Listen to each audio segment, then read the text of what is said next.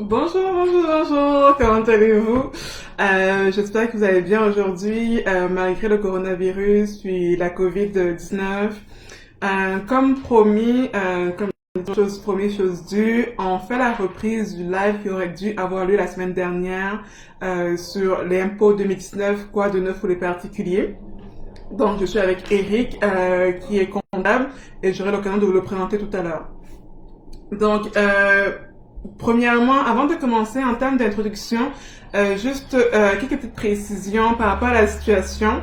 On l'a vu aujourd'hui, le gouvernement a annoncé les reports des dates de limite de déclaration d'impôts, qui normalement sont le 30 avril de chaque année, mais pour 2020, à cause de la situation actuelle, la déclaration d'impôts, vous avez jusqu'au 31, non, jusqu'au 1er juin, pardon, au 1er juin 2020 pour faire votre déclaration d'impôt tant au niveau provincial que fédéral. Et aussi, vous avez jusqu'au 31 juillet pour payer l'impôt dû, les sommes dues au niveau provincial et au 31 août au niveau fédéral. Ça, c'est les nouveautés qui ont été communiquées à la fois hier et aujourd'hui par le gouvernement provincial et le gouvernement fédéral. Puis quelques nouveautés aussi, c'est par rapport aux taxes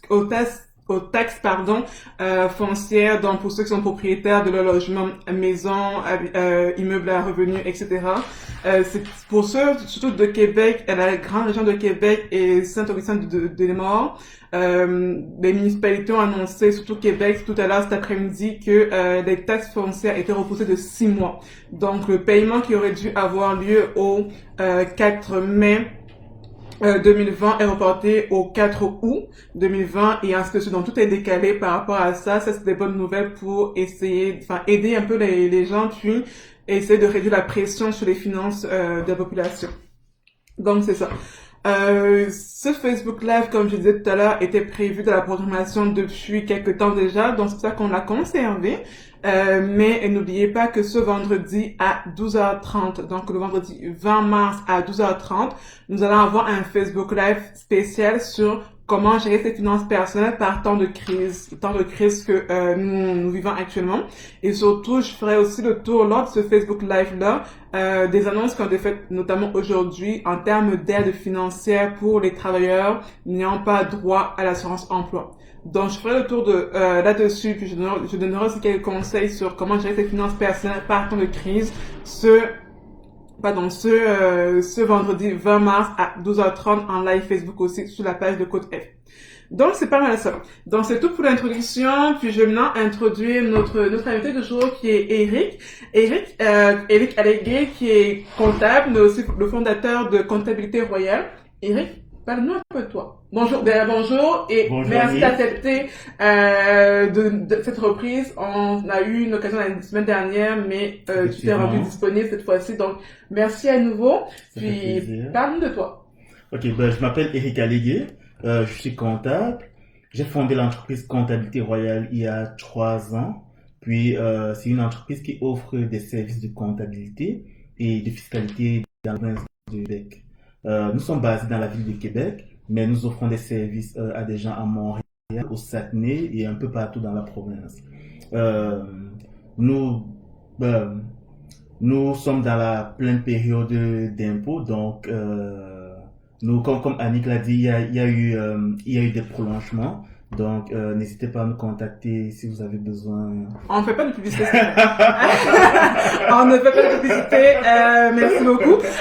Mais en fait, c'est ça. Parce qu'on produit. C'est ce qu'il essaie de faire, mais comme il disait, le but aujourd'hui, c'est de vous parler de la période, des impôts pour l'année fiscale 2019. Même si c'est reporté, il faut quand même y penser et aussi se prendre à l'avance parce que si on s'y prend trop tard aussi, les comptables comme Eric vont être très occupés puis on ne pourra pas forcément avoir accès à eux. Donc, on va rentrer dans le vif du sujet, Eric. Juste nous dire, premièrement, quand on parle de période d'impôt, ça s'adresse à qui? Normalement, la période d'impôt s'adresse principalement à toutes les personnes qui ont travaillé parce que c'est le moment pour le gouvernement de savoir au cours de l'année précédente, à votre emploi, est-ce qu'on vous a prélevé assez d'impôts? Si on vous a prélevé trop d'impôts, on vous en donne. Si on ne vous a pas prélevé assez, vous en redonnez au au gouvernement. Puis c'est pareil pour les travailleurs autonomes. Tout au long de l'année, ils n'ont pas été prélevés. Donc c'est la période de l'année où il faut qu'ils payent de l'impôt. Ou si pour X ou Y raison, ils ont un retour d'impôt. Ils ont leur retour d'impôt. Donc ça s'adresse à tout le monde, travailleurs salariés, travailleurs autonomes. Ça s'adresse aussi à des jeunes qui ont moins de 18 ans, mais qui ont travaillé. Okay. Ils sont obligés de produire leur déclaration de revenus aussi. D'accord. Mais par exemple, si moi je suis étudiante, bon, on s'entend que je le suis plus, mais si je suis étudiante, puis je suis étudiant à temps plein, avec ou sans petit job à côté, est-ce que je fais quand même une déclaration d'impôt ou bien je ne suis pas obligée d'en faire une pour les étudiants par exemple? Moi, je conseille les étudiants cégep et université, je leur conseille de faire leur rapport d'impôt à chaque année. Parce que lorsqu'on est étudiant, il y a les frais de scolarité qu'on paye sont un crédit d'impôt. Okay. Et puis pour l'année en cours où on fait ce rapport d'impôt, on n'a pas besoin de ces frais de scolarité vu qu'on n'a pas fait de revenus. Mais ces frais de scolarité sont reportables à d'autres années futures. Donc je conseille aux étudiants de faire leur rapport d'impôt afin de cumuler ces frais de scolarité. Comme ça, lorsqu'ils vont commencer à travailler, ils pourront utiliser ces frais de scolarité, crédit d'impôt, pour l'impôt à payer lorsqu'ils vont commencer à travailler. D'accord, parfait. Donc, juste, point important à retenir, c'est que oui, les déclarations d'impôt, c'est pour les travailleurs. Peu importe l'âge qu'on a, tout le monde qu'on travaille, il est préférable de faire une déclaration d'impôt. Mais même si on est étudiant à temps plein, pour bénéficier plus tard des crédits d'impôt, justement pour frais de scolarité, il vaut mieux faire cette déclaration d'impôt même si on a un revenu à zéro. C'est bien ça? Ok, parfait. Et aussi, une question que je me fais souvent poser, puis qu'on se pose beaucoup, c'est, ok, les crédits d'impôt, pardon, pas les crédits d'impôt, mais tout ce qui est impôt, faire la déclaration d'impôt, est-ce que je peux la faire tout seul ou bien il vaut mieux que je me fasse accompagner pour faire ma déclaration d'impôt? Ok. Moi, je conseille aux gens de toujours faire affaire avec un professionnel. Maintenant, si vous êtes un étudiant, vous avez peut-être vos crédits d'impôt simplement et peut-être juste un petit revenu. Oui, vous pouvez aller trouver un logiciel en ligne. Il y a plusieurs logiciels gratuits en ligne. Et vous essayez, vous remplissez, je crois c'est comme un truc où on remplit un formulaire et puis après ça donne le résultat d'impôt en bas. Okay. Vous pouvez essayer de faire votre rapport d'impôt vous-même, mais ou peut-être un salarié qui a juste un seul salaire, il n'a pas d'enfant, il n'a pas de femme, une situation toute simple, rien de compliqué dans sa situation, je le conseille de faire son rapport d'impôt lui-même. Maintenant, dès le moment où peut-être on a acheté une première maison, dès le moment où on a un enfant, dès le moment où on a une femme, dès le moment où quelque chose, où on ne comprend pas quelque chose, où on a fait peut-être des placements, ainsi de suite. Dès le moment où la situation n'est plus simple comme celle de tout le monde, je vous conseille de faire affaire avec un comptable pour vous aider à produire vos rapports d'impôt. Parce qu'il y a des déductions auxquelles vous pourriez avoir droit que vous allez peut-être laisser passer parce que vous ne les connaissez pas. Et il y a des crédits d'impôt pareillement que vous pourriez avoir droit, mais que vous allez laisser passer. D'accord.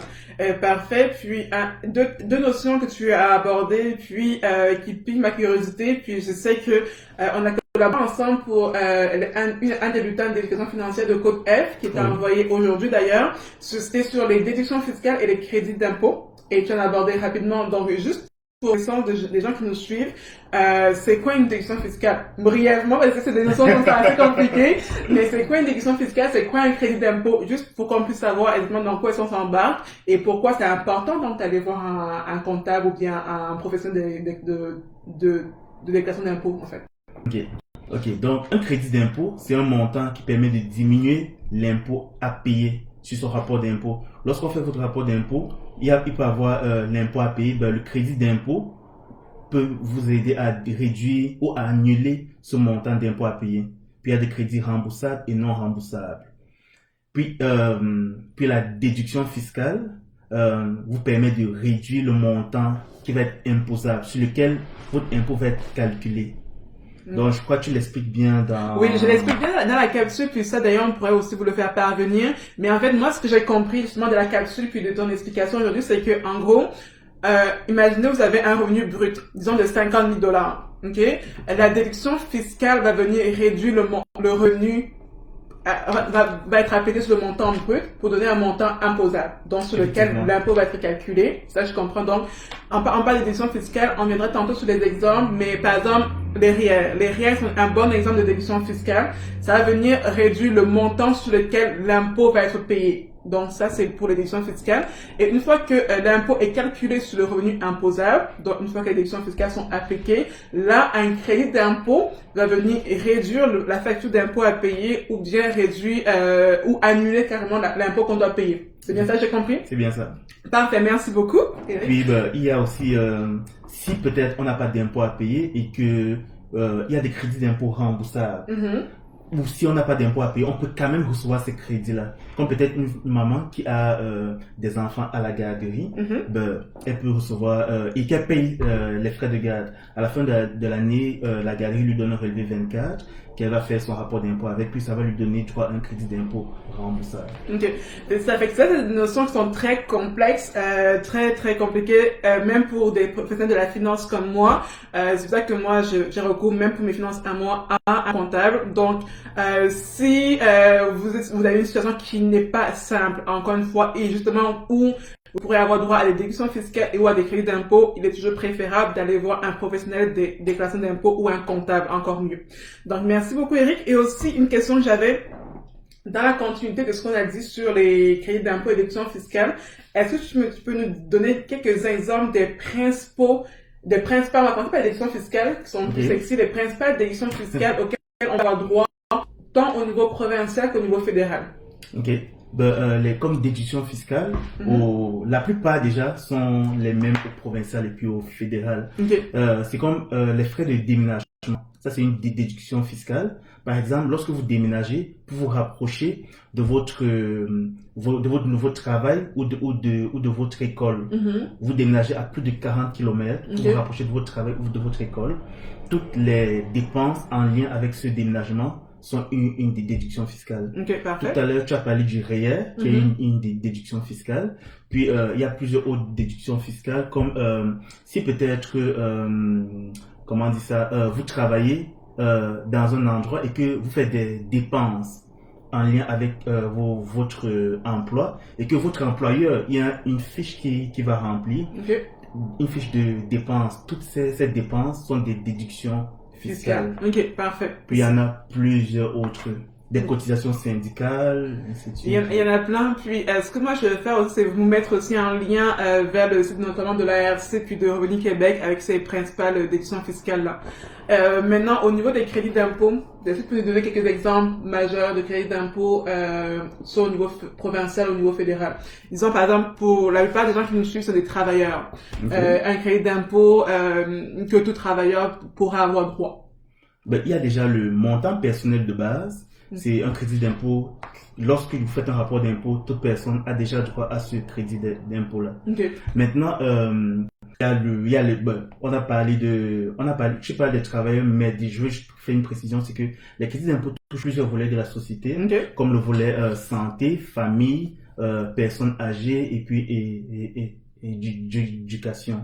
Parfait. Donc, ça touche tous ces volets. Maintenant, si je reviens dans le cadre d'une personne qui travaille, un crédit d'impôt relié à son travail, c'est comment je vais expliquer ça? Le fait qu'une personne travaille, les RRQ, les RQAP, juste, non, parce que quand tu me dis RRQ, RQAP, ok, moi je les comprends, mais je suis pas sûr que tout le monde le comprenne. Donc, c'est quoi RRQ, c'est quoi RQAP? Ok. D'accord. Le régime des rentes du Québec. Merci. Régime québécois d'assurance parentale. Parfait. Assurance emploi. Oui. Tout ça, ce sont des crédits, ce sont des retenues à la source. Ces retenues à la source qui sont faites sur la paye sont des crédits d'impôt lorsqu'on fait son rapport d'impôt. Ok, parfait. Ça, c'est pour le travailleur. Maintenant, il peut y avoir plusieurs autres crédits d'impôt comme des frais médicaux. Quelqu'un peut être un travailleur mais qui achète des médicaments à la pharmacie. Ou qui va voir un optométriste ou il y a plusieurs trucs concernant la santé. C'est des frais médicaux.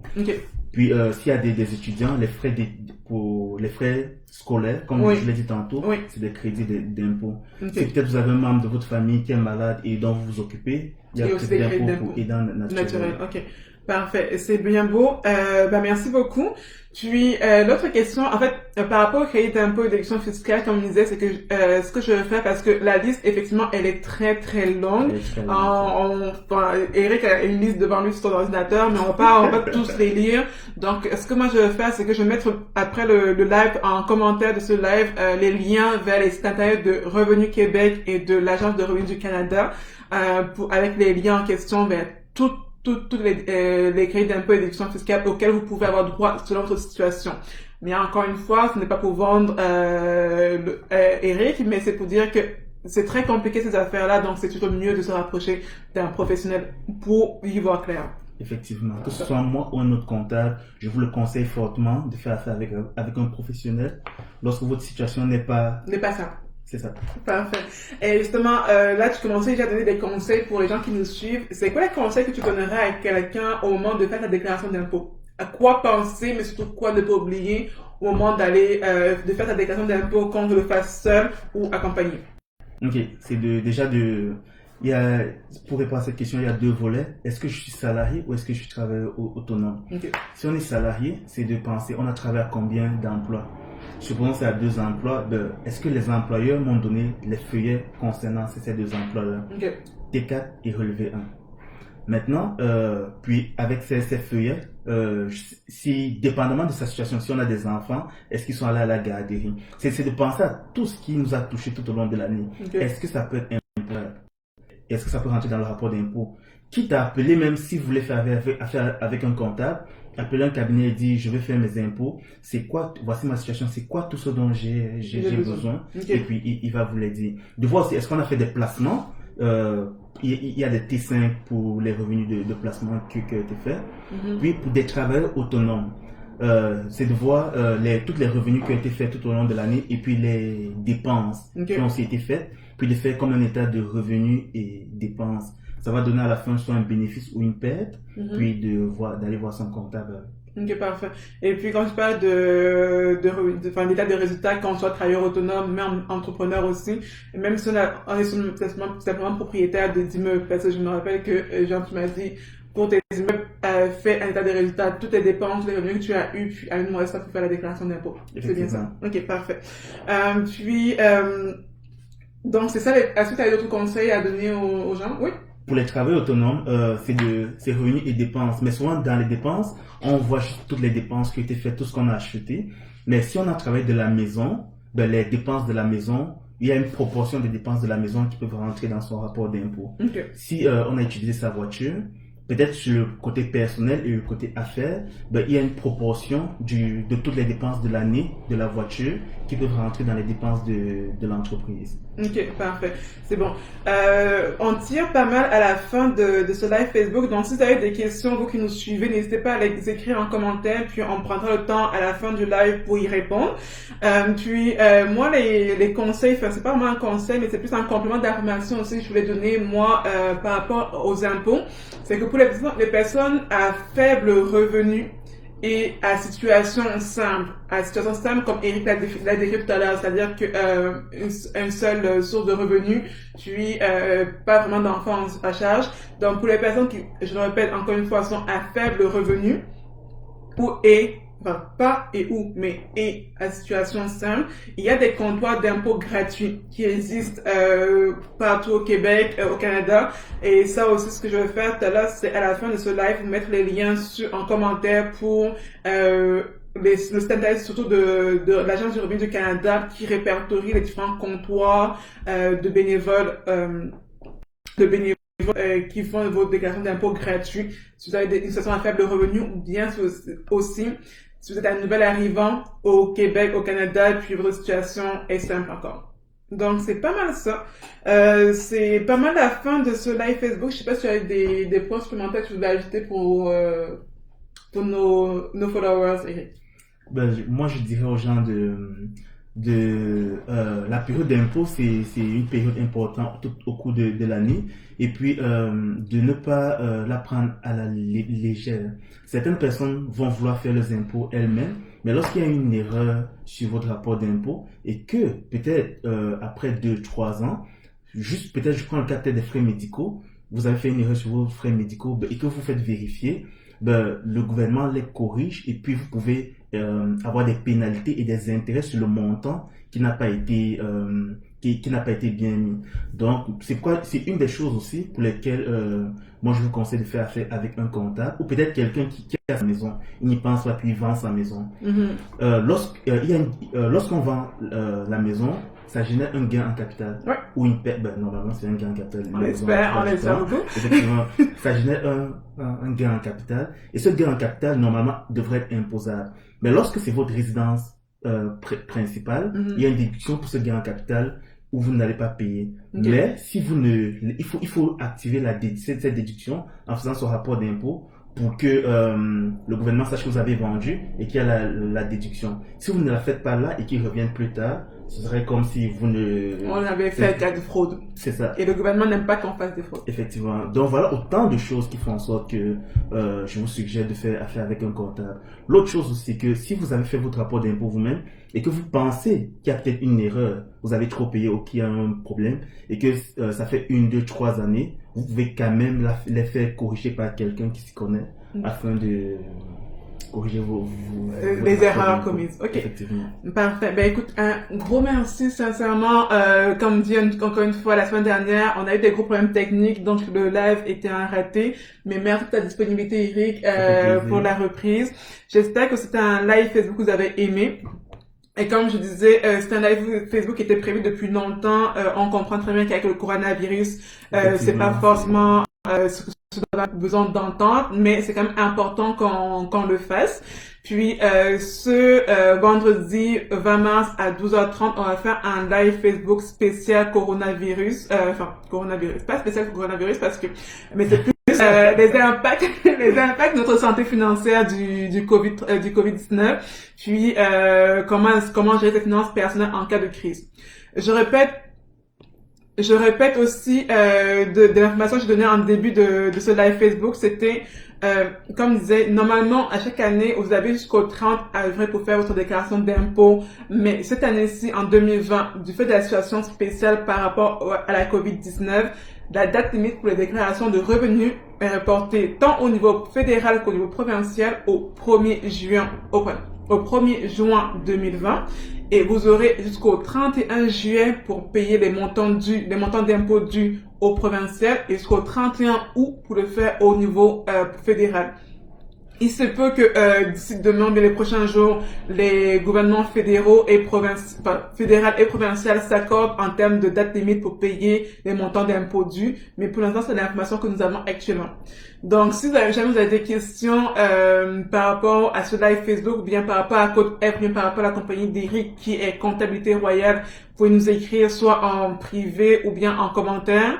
Puis moi, je vais me faire un devoir, juste après ce live Facebook, de vous donner les liens, non seulement pour la liste des crédits d'impôt au niveau fédéral et provincial, mais aussi le lien pour les comptoirs d'impôt gratuits. Donc voilà, merci beaucoup à vous, puis c'est un plaisir de faire ce live avec vous. Merci, bye bye. Bye bye.